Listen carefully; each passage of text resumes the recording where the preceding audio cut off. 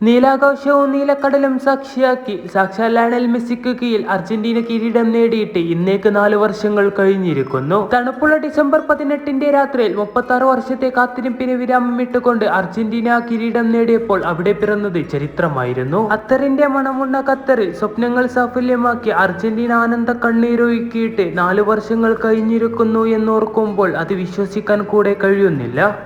അത് ഖത്തറിന്റെ മണ്ണിലെ ഏറ്റവും മനോഹരമായൊരു നിമിഷമുണ്ടായിരുന്നു. തന്റെ ഫുട്ബോൾ കരിയറിൽ വേണ്ടതെല്ലാം നേടിയിട്ടും സ്വന്തം രാജ്യത്തിന് വേണ്ടി ഒന്നും നേടാൻ കഴിയാത്ത ഒരു നായകന്റെ കഥ.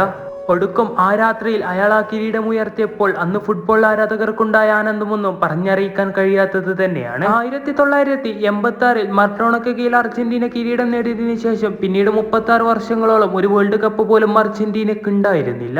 എന്നാൽ റൊസാരിയോയിൽ ജനിച്ച ആ അത്ഭുത പുത്രൻ അവർക്ക് വേണ്ടി ആ കിരീടം നേടിയെടുത്തിട്ട് 4 വർഷങ്ങൾ കഴിഞ്ഞ് ഇപ്പോൾ ഇതാ പുതിയ വേൾഡ് കപ്പ് മുൻപിൽ വന്നെത്തിയിരിക്കുന്നു. ലോകമെമ്പാടുമുള്ള ഓരോ ഫുട്ബോൾ ആരാധകരും ആ വേൾഡ് കപ്പിനെ വരവേൽക്കാൻ റെഡിയായി കൊണ്ടിരിക്കുകയാണ്. കൂട്ടത്തിൽ സാക്ഷാൽ മിശിഹാക്ക് കീഴിൽ വരുന്ന അർജന്റീനയും അതേ പ്രതീക്ഷകൾ കൈവിടാതെ താങ്കൾ നേടിയ വേൾഡ് കപ്പ് നിലനിർത്താൻ തന്നെ അർജന്റീനയും 2026 വേൾഡ് കപ്പിലേക്ക് ഒരുങ്ങിക്കെട്ടി വരികയാണ്. സ്കലോണിക്ക് കീഴിൽ ഒരിക്കൽ കൂടെ ചരിത്രം തീർക്കാൻ അവർ വരുമ്പോൾ അവരുടെ വീര്യം ഒട്ടും കുറഞ്ഞിട്ടില്ല എന്ന് തെളിയിക്കുന്ന ഒരു മത്സരമായിരുന്നു ഇന്നലെ നടന്നത്. ഐസ്ലൻഡുമായുള്ള സൗഹൃദ മത്സരം. ആവേശകരമായ മത്സരം ആരംഭിച്ച് മത്സരത്തിന്റെ 7ാം മിനിറ്റിൽ തന്നെ അർജന്റീനക്ക് അനുകൂലമായി ഒരു ലോങ് ഫ്രീ കിക്ക് ലഭിക്കുന്നുണ്ട്. മികച്ചൊരു പന്ത് തന്നെ ഐസ്ലൻഡ് പോസ്റ്റിലേക്ക് വരുന്നു. ഐസ്ലൻഡ് പോസ്റ്റിൽ വലിയ അപകടം തന്നെ അത് സൃഷ്ടിക്കുന്നുണ്ട്.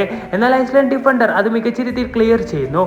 എന്നാൽ അത് നേരെ എത്തുന്നതാണെങ്കിലും അർജന്റീനൻ താരമായ ബാർക്കോയിലേക്ക് അയാളുടെ മികച്ചൊരു ലോങ് റേഞ്ച് ഷോട്ട്. അത് അർജന്റീനൻ ആരാധകരെ ആവേശപ്പെടുത്തിക്കൊണ്ട് ഇത് അർജന്റീനയ്ക്ക് വേണ്ടി യുവതാരം അർജന്റീനയ്ക്ക് വേണ്ടി ആദ്യ ലീഡ് ഉയർത്തിയിരിക്കുന്നു. 70ാം മിനിറ്റ് വരെ ഒരു ഗോളിന്റെ ലീഡിൽ അർജന്റീന മുൻപോട്ട് കുതിക്കുകയായിരുന്നു. 70ാം മിനിറ്റിൽ സാക്ഷാൽ ലയണൽ മെസ്സി കളത്തിലേക്ക് ഇറങ്ങുന്നു. കളത്തിലേക്കിറങ്ങിയതും ലയണൽ മെസ്സി കളിയുടെ നിയന്ത്രണം മുഴുവൻ തന്റെ കാൽ കീഴിലാക്കുകയായിരുന്നു.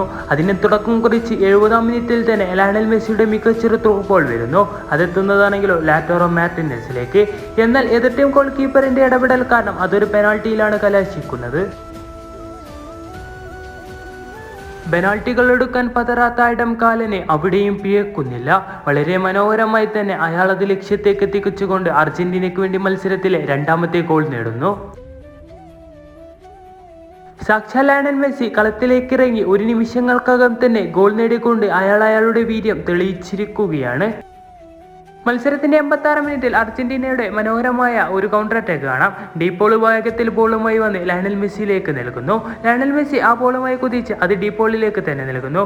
ഡീപോളിൽ നിന്നും അൽമാഡയിലേക്ക് അയാൾ അത് ലക്ഷ്യത്തേക്ക് എത്തിക്കുമ്പോൾ ആവേശകരമായ ആ മത്സരത്തിൽ ഐസ്ലൻഡിനെതിരെ അർജന്റീന മത്സരത്തിലെ 3ാമത്തെ ഗോളും നേടുന്നു. അങ്ങനെ 3 ഗോളിന്റെ ലീഡിൽ ആ മത്സരത്തിൽ അർജന്റീന ഐസ്ലൻഡിനെ തോൽപ്പിക്കുകയാണ്. അതോടെ അർജന്റീന ലോകരാജ്യങ്ങൾക്ക് ഒരു മുന്നറിയിപ്പ് നൽകുക തന്നെയാണ്. തങ്ങളുടെ വീര്യം ഒട്ടും കുറഞ്ഞിട്ടില്ല എന്ന വലിയൊരു മുന്നറിയിപ്പ് തന്നെ. കഴിഞ്ഞ വേൾഡ് കപ്പിൽ എല്ലാവരെയും വെട്ടിവീഴ്ത്തി ആ കിരീടം നേടിയതുപോലെ തന്നെ ഇത്തവണ വേൾഡ് കപ്പിലും അർജന്റീന ചരിത്രം തീർക്കുമെന്ന് നമുക്ക് ഉറപ്പിക്കാം. സാക്ഷാൽ ലയണൽ സ്കലോണിക്ക് കീഴിൽ പടവെട്ടിക്കൊണ്ട് അർജന്റീന 2026 വേൾഡ് കപ്പിലേക്ക് വരികയാണ്. അത് അവരെ മുന്നിൽ നിന്ന് നയിക്കാൻ അവരുടെ സാക്ഷാൽ ലയണൽ മെസ്സി കൂടെയാകുമ്പോൾ അതിന്റെ വീര്യം പറഞ്ഞറിയിക്കേണ്ട ആവശ്യമില്ലല്ലോ.